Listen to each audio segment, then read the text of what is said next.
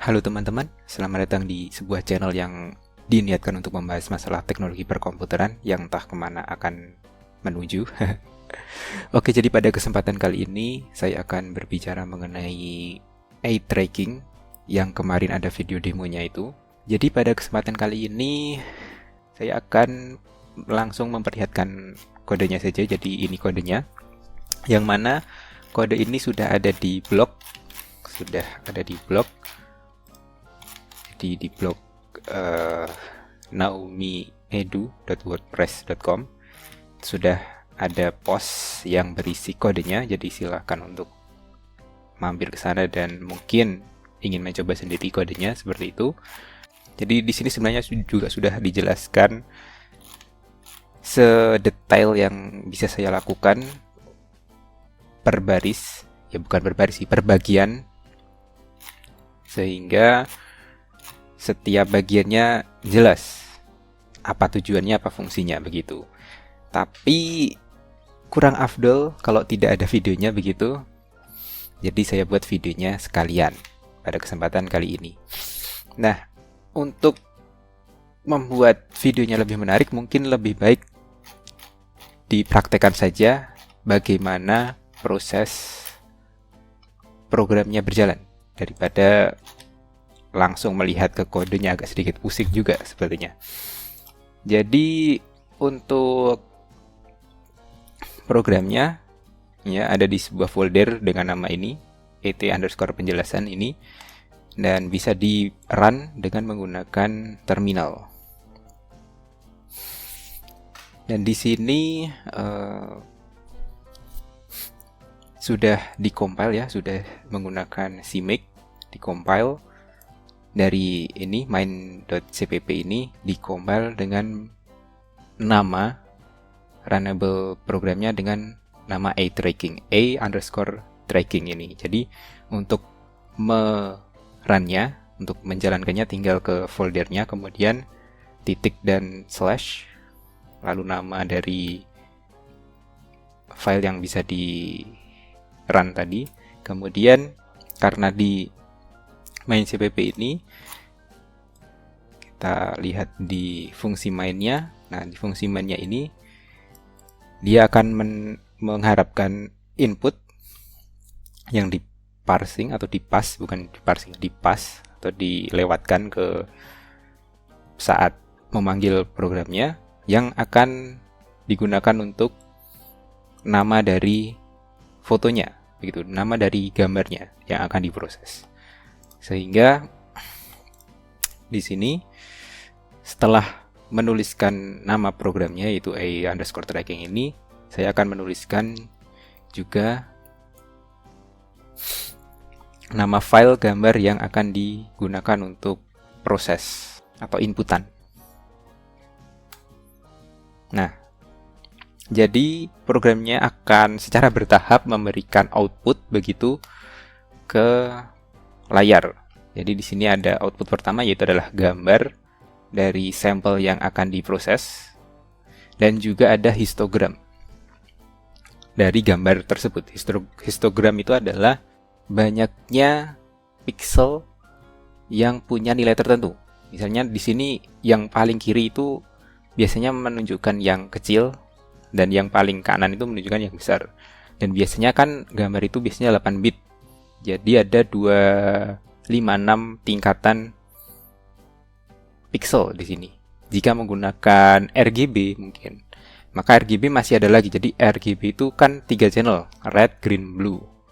Tapi di program ini sederhana saja menggunakan satu channel hitam putih. Jadi hanya ada satu histogram, yang mana itu merepresentasikan kegelapan atau kehitaman atau keterangan dari satu pixel. Nah, di sini kemudian setiap pixel dengan nilai tertentu itu akan dihitung. 0 berapa, lalu yang nilainya 1 berapa, sampai 255 itu berapa jumlahnya, dan kemudian akan dibentuk sebuah grafik, dan grafik ini namanya histogram gitu. Nah, mengapa ini penting? Karena di program ini langkah selanjutnya adalah menggunakan histogram equalization. Nah, histogram equalization itu bertujuan untuk membuat histogramnya itu menjadi lebih setara untuk setiap nilai dari pixelnya. Jadi yang tadinya terlihat bahwa histogramnya itu hanya dominan di satu area, maka setelah menggunakan histogram equalization itu tidak lebih dominan pada satu titik saja, tapi lebih menyebar gitu. Dan setelah proses histogram equalization ini, maka gambar akan menjadi berubah, berbeda begitu. Nah, harapannya dengan menggunakan histogram equalization ini sebenarnya adalah saya pribadi yang membuat program ini tujuannya adalah membuat gambar menjadi lebih baik. Tapi sepertinya juga kurang relevan untuk penggunaan eye tracking karena jadinya kan agak sedikit kontras begitu. Ya, ini mungkin perlu dibuktikan juga apakah histogram equalization itu membuat proses eye tracking itu menjadi lebih baik atau tidak. Tapi intinya adalah ya namanya juga ini program sekedar tugas kuliah dulu. Jadi cuma coba-coba saja. Jadi karena kebetulan tahu ada histogram equalization, jadi tak masukkan ke program ini. Nah, untuk kodenya, kode dari histogram equalization itu dilakukan dengan menggunakan pada baris keberapa ya ini ya. Proses yang dilakukan untuk membuat histogram equalization adalah menggunakan sebuah fungsi atau metode ya. Kalau saya sih lebih suka menyebutnya fungsi karena saya orang C ya, orang bahasa C.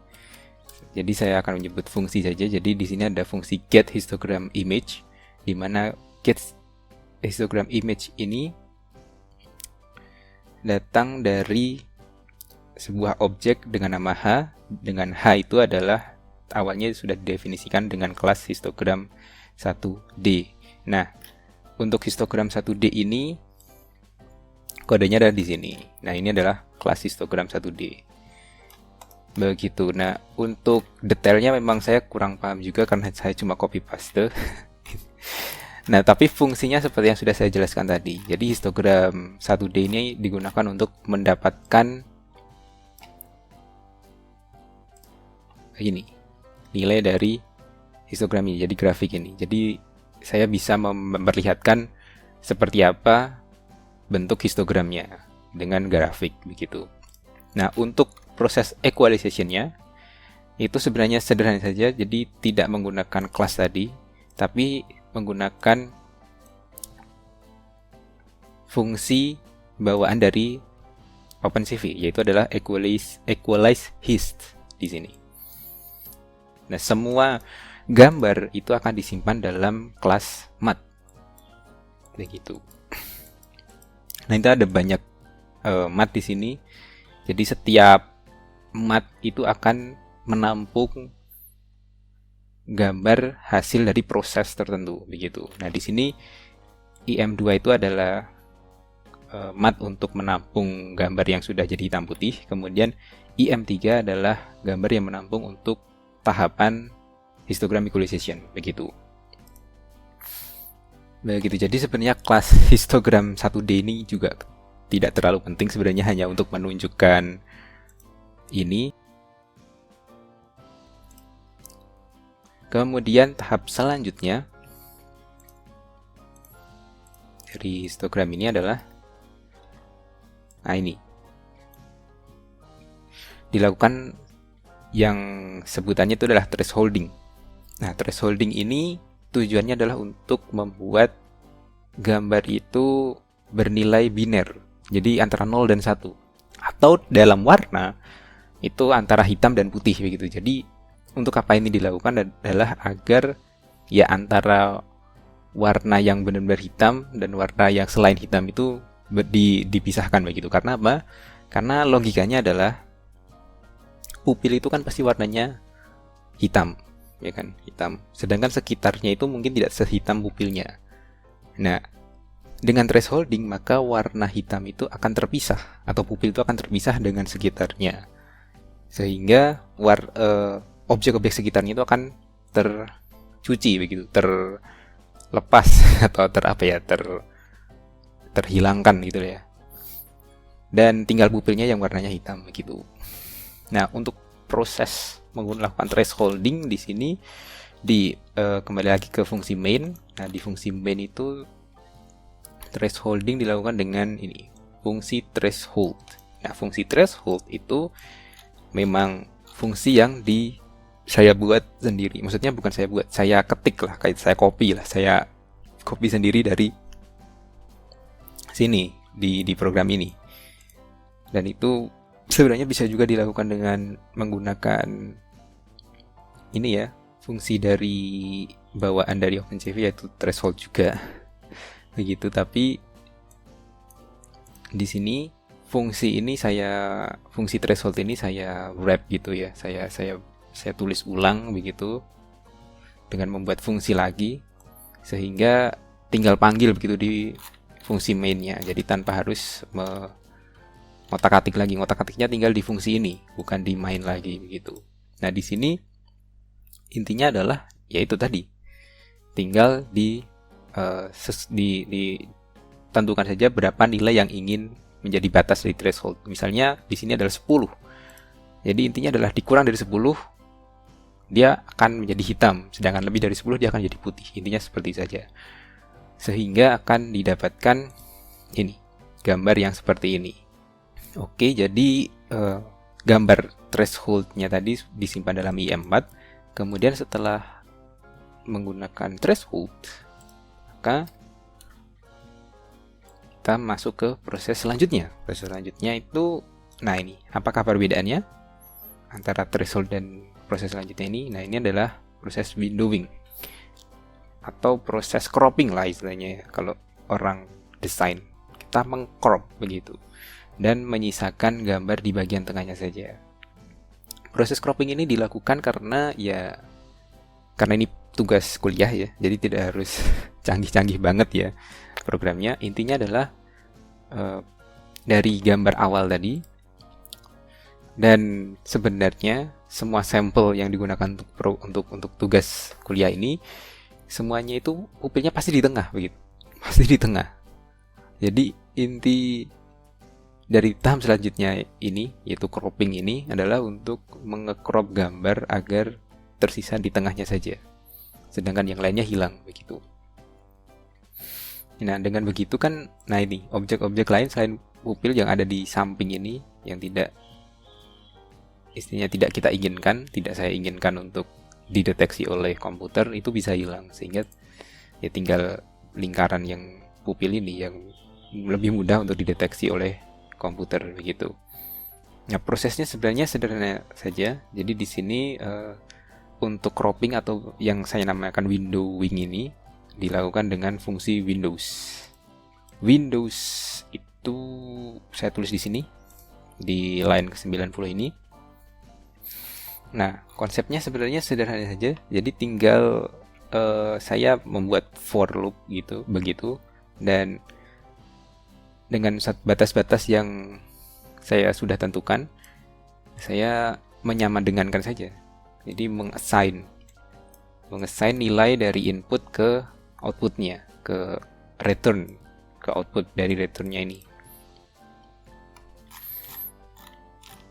Oke, jadi windowing seperti itu. Jadi windowing hanya ya cara cowboy lah istilahnya ya, cara yang hanya berlaku untuk gambar yang pupilnya di tengah. Kalau pupilnya di samping mungkin tidak akan bekerja begitu. Oke, langkah selanjutnya adalah ini. Ini kalau dari kodenya ya, setelah window di sini saya menggunakan FC. Jadi FC ini maksudnya adalah find contour di sini. Jadi setelah terlihat objek tunggal seperti ini, nah maka saya mendeteksi kontur dari objek itu. Nah, sebenarnya untuk find contour ini fungsinya, kita lihat ke fungsi FC yang saya tulis ini, itu menggunakan ini, find contour. Find contour itu sendiri adalah yaitu fungsi dari OpenCV. Nah, ada beberapa parameter yang harus dimasukkan ke fungsi find contour ini, dan saya sendiri juga saya sendiri kurang paham dengan maksud dari ini. Tapi yang jelas adalah ada input output, jelas pasti. Find contour ini akan membuat sebuah data, outputnya adalah kontur ini, yang mana kontur ini akan berisi itu kontur-kontur dari kontur yang terdeteksi di situ. Misalnya tidak hanya satu, jadi semua kontur yang ada di situ akan terdeteksi dan akan disimpan dalam variabel kontur ini. Karena itu tipenya adalah vektor. Kemudian yang saya lakukan adalah saya menggunakan for loop. Nah, tujuan dari for loop ini adalah saya ingin mencari kontur yang terbesar di situ. Karena dari gambar yang ini itu kan jelas bahwa konturnya itu sedikit sekali, ya kan, sedikit sekali, ya kan, paling cuma ini atau paling lingkaran ini, ya kan. Nah, di situ saya ingin cari yang paling besar lah istilahnya, karena ya tadi pupilnya pasti kan yang paling besar ini. Kalau yang kecil-kecil ini kan pasti bukan pupil. Nah, karena itu saya cari yang terbesar. Tapi yang terbesar itu ternyata yang terdeteksi adalah ini, layarnya ini. Jadi bingkai gambar ini adalah kontur juga, ternyata terdeteksi sebagai kontur. Jadi saya harus melewatkan itu, saya harus skip lah yang bagian itu, saya skip, kemudian saya cari yang lain. Jadi yang terbesar setelah bingkai ini, setelah frame dari gambar ini. Karena itu saya memulai perulangannya dari 1. Jadi saya skip yang bagian yang tadi, yang frame tadi. Kemudian saya dapatkan itu. Kemudian dari situ saya saya gambar kontur terbesar tadi dalam sebuah gambar, yaitu drawing itu, nah ini drawing itu sebuah gambar kosong ya, gambar kosong yang warnanya hitam semua istilahnya seperti itu. Dan di situ saya gambar kontur yang sudah saya dapatkan, kontur terbesar yang sudah saya dapatkan dari perulangan ini. Kemudian saya dapatkan konturnya, tapi saya tidak tahu di mana letaknya, ya kan? Karena ya kalau cuma di outputkan gambar, saya dapatkan gambarnya, tapi saya perlu juga sebenarnya ini letaknya di mana, gitu. Nah, letaknya itu saya representasikan dengan titik tengahnya itu. Nah, titik tengahnya itu, saya juga bisa menggambar titik tengahnya, tapi saya ingin nilainya, angkanya berapa. Nah, angkanya ini saya dapatkan dari properti dari kontur yang saya dapatkan tadi. Dan ya, ini ada dapat M10, M00 dan lain, ini memang ya ajaib lah istilahnya. Saya cari-cari di internet dan dapat itu, sehingga saya dapat di mana letak dari titik ini dalam koordinat XY, yang itu merepresentasikan pixel. Jadi berapa pixel kan, X ya gambarkan direpresentasikan dalam pixel, itu pixel keberapa istilahnya seperti itu. Dan setelah itu saya std cout, saya print ke terminal, karena itu di terminal seharusnya sudah ada. Nah, ini nilainya adalah ini. Sini ada koordinat dari titik tengah kontur tadi, dimana kontur itu adalah representasi dari pupil begitu. Jadi setelah FC ini ya agak sedikit rumit ya memang ya, dan saya sendiri juga sekedar cari-cari di internet, dan ya bagusnya berhasil ya. Bagusnya program ini berhasil. Kemudian dari sini sebenarnya sudah selesai ya, kan tujuan utama dari program ini adalah mencari titik tengah, tapi agar lengkap saya tambahkan ya sedikit ilustrasi, di mana saya tambahkan ini ke gambar originalnya, sehingga membuktikan bahwa ini memang benar-benar pupil dan ini benar-benar titik tengah dari pupil itu, begitu. Jadi ya ini hanya sekedar pelengkap saja sebenarnya, dan prosesnya hanya sekedar ini penjumlahan aja, penjumlahan dari yang tadi, yang ini dijumlahkan saja dengan originalnya, image originalnya, gitu. Selesai. Saat saya pencet lagi, dia akan close, begitu. Dan saya dapatkan ya di titik tengahnya, begitu. Nah, ini untuk penjelasan per gambar ya. Jadi lebih mudah jika menggunakan gambar untuk menjelaskan daripada menggunakan video. Dan untuk video sendiri sebenarnya konsepnya sama saja dengan gambar, cuma yang ada di main ini Ini saya loop per frame dari videonya. Jadi jika dilihat di ini ya, di blog, kita coba lihat di page ketiga kodenya. Nah, ini sama semua untuk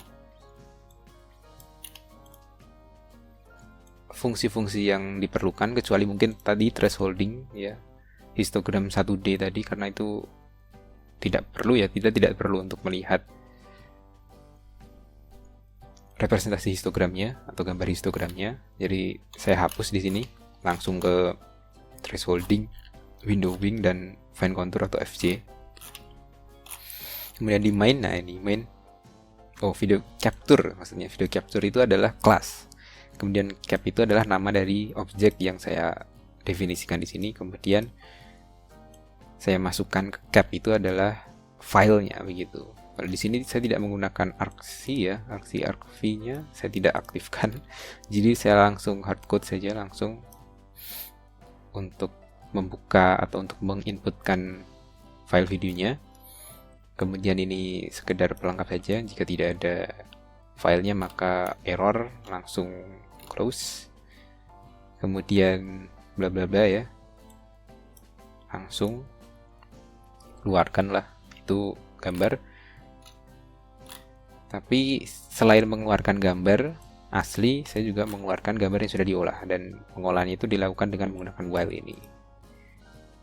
Nah, selama ada gambar ya, maka saya memproses per frame seperti yang tadi, seperti untuk gambar biasa. Nah, kemudian karena dulu tugasnya itu perlu ada outputnya ya, maka saya menggunakan ini ya, menggunakan CSV file, sehingga setiap titik tengah yang sudah didapatkan akan di outputkan ke CSV file. Sehingga dari CSV file itu saya keluarkan di Excel, dan dari Excel saya buat grafik sehingga saya bisa presentasi di depan kelas. Begitu saja sih. Oke, kira-kira seperti itu. Saya tidak akan demokan untuk videonya karena ya sudah ada demonya yang kemarin, dan untuk screen record itu akan membuat lag. Tidak terlalu penting ya. Yang penting itu adalah untuk per tahapnya itu sudah saya jelaskan begitu. Mohon maaf jika memang kurang jelas ya. Saya sendiri juga tidak bisa mengatakan saya itu paham betul dengan apa yang saya tulis, karena kebanyakan ini copy paste dari internet. Dan mohon maaf juga, saya dulu pas kuliah tidak terlalu disiplin, tidak terlalu rajin, jadi saya tidak menyimpan source-nya, menyimpan setiap sumber dari kopian ini, kode-kodenya ini per bagian. Oke, begitu saja video kali ini.